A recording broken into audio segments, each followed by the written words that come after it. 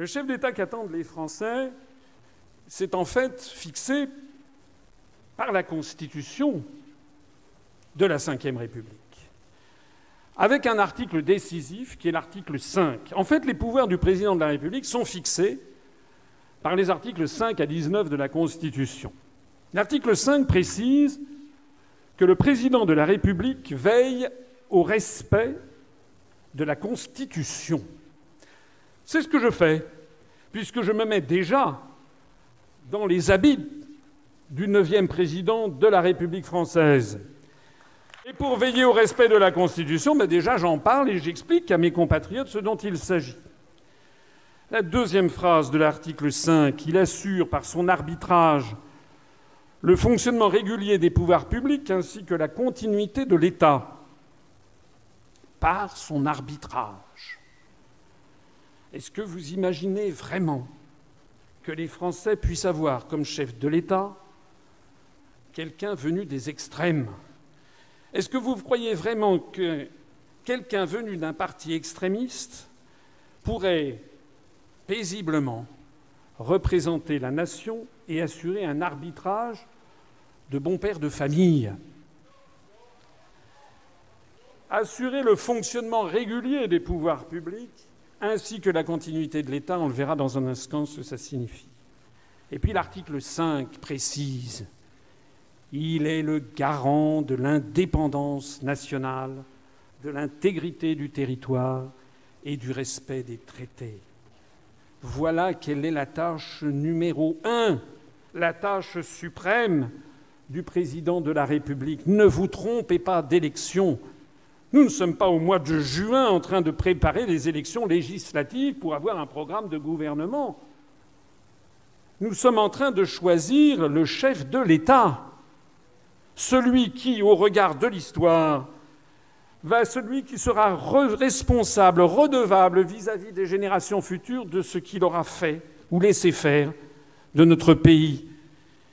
Je compte bien, pendant la campagne électorale qui va s'ouvrir, demander à mes concurrents ce qu'ils comptent faire pour garantir l'indépendance nationale.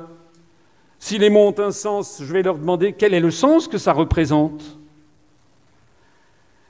L'article 14 de la Constitution précise que le président de la République accrédite les ambassadeurs et que les ambassadeurs des puissances sont accrédités auprès de lui. Ça veut dire qu'il est le chef de la diplomatie. Ça veut dire que au moment de l'élection présidentielle, vous devez demander à celui qui se présente devant vous quelle est la vision qu'il a, non seulement de l'indépendance nationale, de l'intégrité du territoire, mais aussi quelle est la vision qu'il a de la diplomatie, de la place de la France dans le monde. L'article 15 de notre Constitution précise que le président de la République est le chef des armées. Là aussi, il faut lui demander quelle est votre vision. Quelle vision avez-vous de la France dans le monde et de son armée ?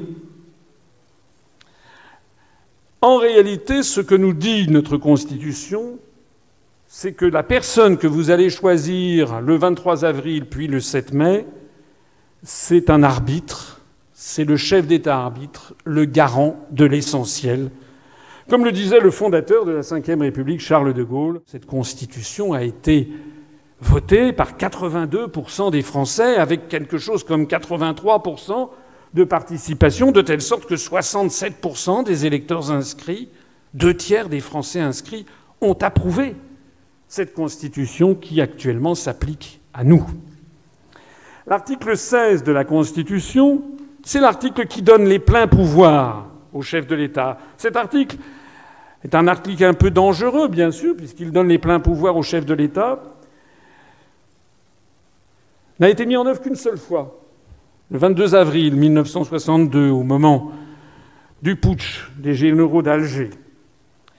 Mais n'oubliez jamais, lorsque vous glisserez un bulletin dans l'urne, que la personne qui peut être élue chef de l'État peut un jour avoir recours à cet article 16 qui lui donne les pleins pouvoirs.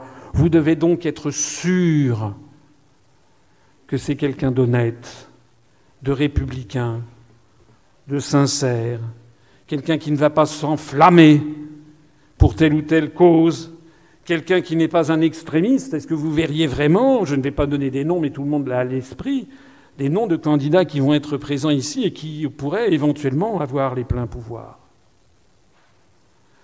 Comme le disait Charles de Gaulle, le vrai sujet de l'élection présidentielle, c'est l'indépendance de la France. Que disent les autres candidats de ce sujet? Les autres candidats sautent tout de suite à l'article 20 de notre Constitution, l'article 20 qui précise que le gouvernement détermine et conduit la politique de la nation, qu'il dispose de l'administration et qu'il est responsable devant le Parlement. En fait, tous les candidats qui se présentent actuellement, de Mme Le Pen à M. Mélenchon, sont là à égrener des quantités de mesures. Je vais embaucher des fonctionnaires de police, je vais supprimer des fonctionnaires, je vais embaucher des fonctionnaires des hôpitaux. Ce sont d'ailleurs les mêmes qui vous disent qu'ils vont supprimer des fonctionnaires en général, mais en embaucher plein en particulier d'ailleurs.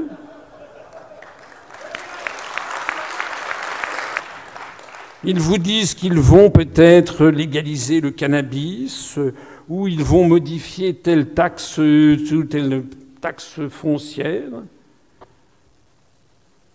Mais quand est-ce qu'ils vous parlent de l'indépendance de la France? En fait, ils font des campagnes de Premier ministre. Ils font des campagnes pour les élections législatives. Ils ont zappé l'élection présidentielle.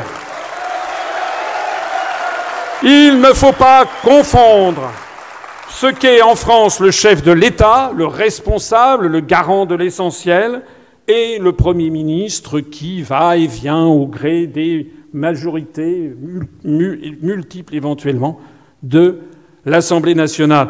Les Français, il y a 30 ans, faisaient bien la différence. Mais sous le double impact, d'une part, de l'influence américaine, vous savez qu'il n'y a pas de Premier ministre aux États-Unis, donc le président de la République, il est à la fois le chef du gouvernement, ce qui n'est pas le cas en France, plus l'adoption funeste du quinquennat, qui fait que le président de la République se marche sur les pieds avec son Premier ministre, et ils sont comme Duponté et Dupondé, ou les pieds nickelés à se détester au bout de 15 jours.